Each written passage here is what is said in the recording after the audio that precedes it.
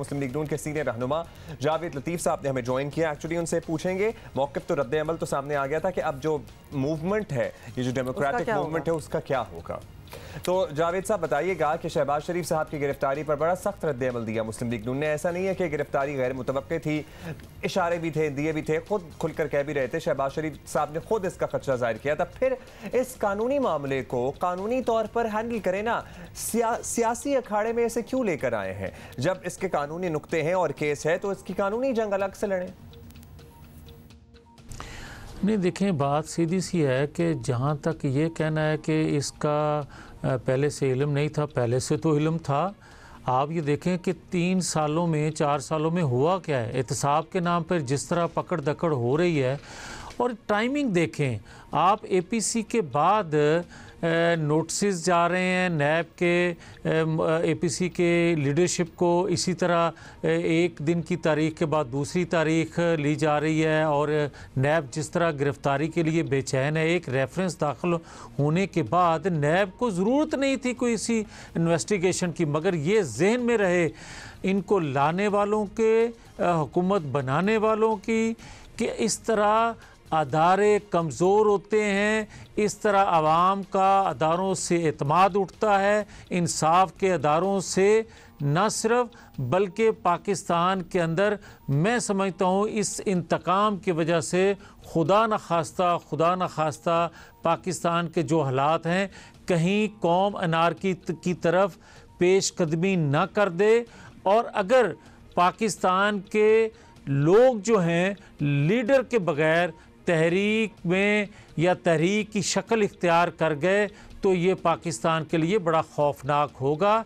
इसलिए मैं समझता हूँ कि सबको होश के नाखून लेने चाहिए। पाकिस्तान है तो सब कुछ है। अच्छा जावेद लतीफ़ साहब, विद ड्यू अपॉलॉजी, इत्तेहाद तो आप लोगों में भी नज़र नहीं आ रहा, क्योंकि कानूनी मुश्किल शहबाज शरीफ पर भी आई, जरदारी साहब पर भी, और अब मौलाना को भी हम देख रहे हैं। लेकिन अपोजिशन जमातें आज भी प्रेस कॉन्फ्रेंस और एहतजाज अपने अपने लीडर के लिए करती हैं। फिर इस इत्तेहाद का फ़ायदा क्या हुआ जब दूसरे का साथ नहीं दे सकते?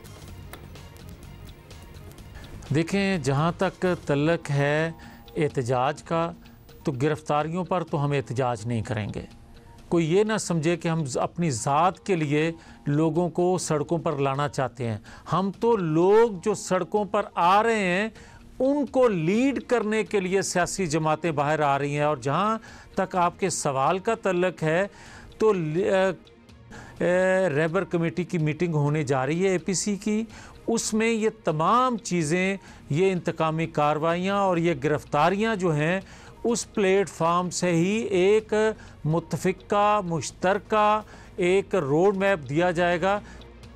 अच्छा, मौजूदा सूरत हाल में बताएं, अपोजिशन के सभी बड़ों को कानूनी चैलेंजेस का सामना है, हुकूमत के खिलाफ तहरीक चलानी है, तो बड़ी पार्टी होने के नाते अपोजिशन की सरबराही आपके पास है, मुस्लिम लीग नून को ही लीड करना है ना, तो शहबाज शरीफ के बाद आप क्या समझते हैं, ये जिम्मेदारी किस रहनुमा के कांधों पर आती है?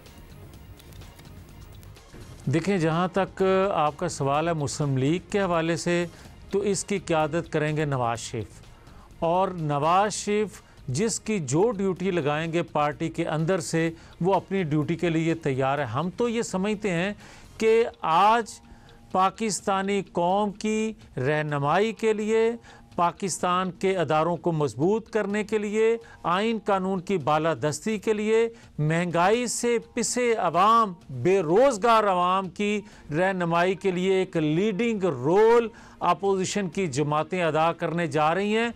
और इस हुकूमत से छुटकारे के लिए इंशाअल्लाह 2021 जनवरी जो है, इससे आगे इंशाअल्लाह ताला ये खुशखबरी है गिरफ्तारियों के बाद कि नहीं, इंशाअल्लाह कौम को मुसीबत उठाना पड़ेगी। चलें जी, you are still very hopeful. बहुत शुक्रिया आपका। मुस्लिम लीग नून के सीनियर रहनुमा जावेद लतीफ़ हमारे साथ मौजूद थे।